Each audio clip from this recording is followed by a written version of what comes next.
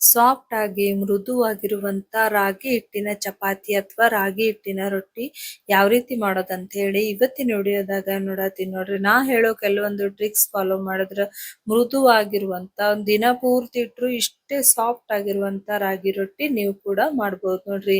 ಬರೀ ತಡ ಮಾಡ್ಲಾರ್ದೆ ಸಾಫ್ಟ್ ಆಗಿರುವಂತ ರಾಗಿ ಚಪಾತಿ ಅಥವಾ ರಾಗಿ ರೊಟ್ಟಿ ಯಾವ ರೀತಿ ಮಾಡೋದಂತ ಹೇಳಿ ನೋಡುವಂತ್ರಿ. ಮೊದಲನೇದಾಗಿ ಗ್ಯಾಸ್ ಮೇಲೆ ಒಂದು ಬೊಗೋಣಿ ಇಟ್ಕೊಂಡಿನ್ರಿ. 1 ಕಪ್ ಆಗೋಷ್ಟು ನೀರು, ಅದೇ ರೀತಿ ಒಂದು ಹಾಫ್ ಟೀ ಸ್ಪೂನ್ ಆಗೋಷ್ಟು ಉಪ್ಪು, ಒಂದು ಹಾಫ್ ಟೀ ಸ್ಪೂನ್ ಆಗೋಷ್ಟು ತುಪ್ಪ ಹಾಕೊಂಡಿನ್ರಿ. ನೀರ್ ಕುದಿತಿರ್ಬೇಕಾದ್ರೆ ನಾವು ಯಾವ ಕಪ್ಪಿಲೆ ನೀರ್ ತಗೊಂಡಿವಲ್ರಿ ಅದೇ ಕಪ್ಪಿಲೆ 1 ಕಪ್ ಆಗೋಷ್ಟು ನಾನು ಹಿಟ್ಟು ಹಾಕೋತಾ ಇದೀನ್ರಿ. ಇಷ್ಟೇ ಹಿಟ್ಟು ಅಂತೇನಿಲ್ರಿ, ನಿಮ್ಗೆ ಜಾಸ್ತಿ ಬೇಕಾಗಿತ್ತಂದ್ರ ರಾಗಿ ರೊಟ್ಟಿ ನೀವು ಜಾಸ್ತಿ ಕೂಡ ತಗೋಬಹುದ್ರಿ. ಆದ್ರ ನೀರ್ ಹಿಟ್ಟು ಅನ್ನೋದು ಸಮ ಪ್ರಮಾಣದಾಗೆ ಇರ್ಬೇಕು ನೋಡ್ರಿ.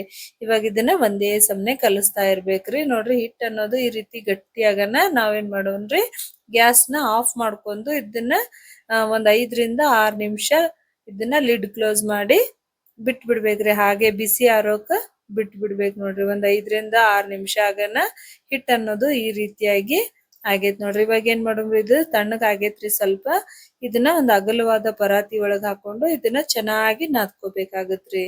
ನೋಡ್ರಿ ಇಲ್ಲಿ ಅಗಲವಾದ ಪರಾತಿ ಒಳಗ ನಾ ಹಿಟ್ಟು ಹಾಕೋತಾ ಇದೀನ್ರಿ. ಇವಾಗ ಏನ್ ಮಾಡೋಣ್ರಿ, ಕೈಗೆ ಸ್ವಲ್ಪ ಎಣ್ಣೆ ಹಚ್ಕೊಂಡು ಇದನ್ನ ನಾದ್ಕೋಬೇಕು ನೋಡ್ರಿ. ಯಾಕಂದ್ರ ಸ್ವಲ್ಪ ಬಿಸಿಯಾಗಿರ್ತೈತಲ್ರಿ. ಇದನ್ನ ಈ ರೀತಿಯಾಗಿ ಒಂದ್ 5ರಿಂದ 6 ನಿಮಿಷ ಕಂಟಿನ್ಯೂ ಆಗಿ ಈ ರೀತಿ ನಾದ್ಕೋಬೇಕು ನೋಡ್ರಿ. ಅವಾಗ ನಮ್ಗ್ ರೊಟ್ಟಿ ಅನ್ನೋದು ಸಾಫ್ಟ್ ಆಗಿ ಮೃದುವಾಗಿ ಬರ್ತೈತ್ ನೋಡ್ರಿ. ಇವಾಗ ನೋಡ್ರಿ ಹಿಟ್ಟು ನಾವು ಜಾಸ್ತಿ ದಪ್ಪ ಮಾಡೋದಿತ್ತಂದ್ರ ಸ್ವಲ್ಪ ಜಾಸ್ತಿ ಹಿಟ್ಟು ತಗೋಬಹುದ್ರಿ. ಇಲ್ಲ ತೆಳು ಮಾಡ್ತಿದ್ರೆ ಸ್ವಲ್ಪ ಹಿಟ್ಟು ತಗೊಂಡು ಇದನ್ನ ಈ ರೀತಿ ಕೈ ಒಳಗೆ ಸ್ವಲ್ಪ ಸಾಫ್ಟ್ ಮಾಡ್ಕೋಬೇಕ್ರಿ. ನಾ ಇಲ್ಲಿ ನೀರ್ ಅನ್ನೋದು ಒಟ್ಟ ಹಾಕಿಲ್ರಿ. ನಾವೇನ್ 1 ಕಪ್ ನೀರ್ ತಗೊಂಡಿವಲ್ರಿ ಅಷ್ಟ್ರೊಳಗೆ ಈ ರೀತಿಯಾಗಿ ಹಿಟ್ಟನ್ನ ನಾದ್ಕೋಬೇಕಾಗತ್ರಿ.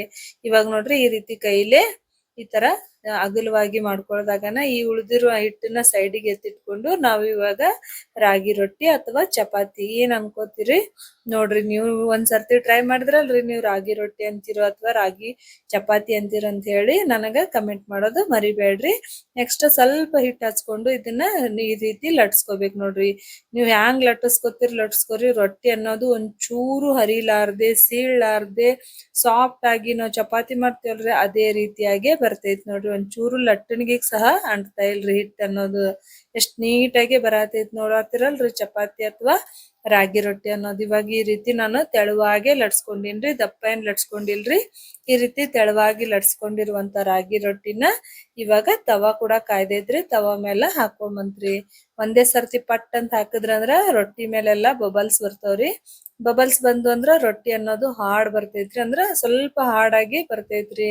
ಅದಕ್ಕಂತೇಳಿ ನಿಧಾನವಾಗಿ ಹಾಕಿ ಸ್ವಲ್ಪ ನೀರ್ ಹಚ್ಕೊಂಡು ಇದನ್ನ ಒಂದ್ ಸೈಡ್ ಬೇಯನ ಇನ್ನೊಂದ್ ಸೈಡ್ ಕೂಡ ಬೇಯಿಸ್ಕೋಬೇಕು ನೋಡ್ರಿ. ನೋಡ್ತಾ ಇರ್ಬೋದ್ರಿ ರಾಗಿ ರೊಟ್ಟಿ ಅನ್ನೋದು ಯಾವ ರೀತಿ ಬಲೂನ್ ತರ ಉಬ್ಬಿ ಬರತೈತಿ ಅಂತ ಹೇಳಿ. ಜಸ್ಟ್ ಒಂದ್ ಟ್ರಿಕ್ ಫಾಲೋ ಮಾಡಿದ್ರಂದ್ರ ನೀವು ಕೂಡ ಇಷ್ಟೇ ಸಾಫ್ಟ್ ಆಗಿ ಉಬ್ಬಿ ಬರುವಂತ ರಾಗಿ ರೊಟ್ಟಿ ಮಾಡ್ಬೋದು ನೋಡ್ರಿ. ನೀವು ಬೇಕಂದ್ರೆ ಇದ್ರ ಮೇಲೆ ಸ್ವಲ್ಪ ತುಪ್ಪ ಕೂಡ ಹಚ್ಕೋಬಹುದ್ರಿ ಅಥವಾ ಎಣ್ಣೆ ಕೂಡ ಹಚ್ಕೋಬಹುದ್ರಿ. ತುಪ್ಪ ಹಚ್ಕೊಂಡ್ರ ಬೆಸ್ಟ್ ಅಂತ ನಾನ್ ಅಂತೀನ್ರಿ. ಇಲ್ಲಿ ನೋಡ್ರಿ ನಾನಂತ್ರು ಏನು ಹಚ್ಕೊಂಡಿಲ್ರಿ, ಆದ್ರೂ ಕೂಡ ಎಷ್ಟು ಸೂಪರ್ ಆಗಿ ಉಬ್ಬಿ ಬಂದೈತ್ರಿ ರಾಗಿ ರೊಟ್ಟಿ ಅನ್ನೋದು.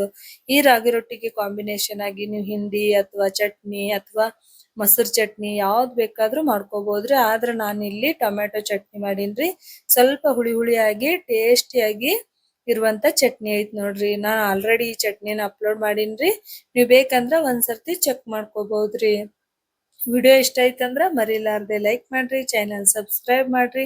ನಿಮಗೆ ಇಷ್ಟ ಈಜಿ ರೆಸಿಪಿ ಬೇಕಾಗಿತ್ತಂದ್ರ ನನ್ನ ಚಾನೆಲ್ ನ ಸಬ್ಸ್ಕ್ರೈಬ್ ಮಾಡೋದ್ ಮಾತ್ರ ಮರ್ಯಾಕ್ ಹೋಗ್ಬೇಡ್ರಿ. ನೋಡ್ತಾ ಇರ್ಬೋದ್ರಿ ಎಷ್ಟು ಸಾಫ್ಟ್ ಐತೆ ಅಂತ ಹೇಳಿ ರೊಟ್ಟಿ. ಒಂಚೂರ್ ಕೂಡ ಹರಿಲಾರ್ದೆ ಹಾರ್ಡ್ ಇಲ್ಲಾರ್ದೆ ಚಪಾತಿ ತರನೇ ಸಾಫ್ಟ್ ಆಗಿರುವಂತ ರಾಗಿ ರೊಟ್ಟಿ ರೆಡಿ ಐತ್ ನೋಡ್ರಿ. ವಿಡಿಯೋ ಇಷ್ಟ ಆಯ್ತಂದ್ರ ಮರಿಲಾರ್ದೆ ಲೈಕ್ ಕೂಡ ಮಾಡ್ರಿ. ನೆಕ್ಸ್ಟ್ ವಿಡಿಯೋದಾಗ ಸಿಗ್ತೀನ್ರಿ. ಅಲ್ಲಿವರೆಗೂ ಬಾಯ್.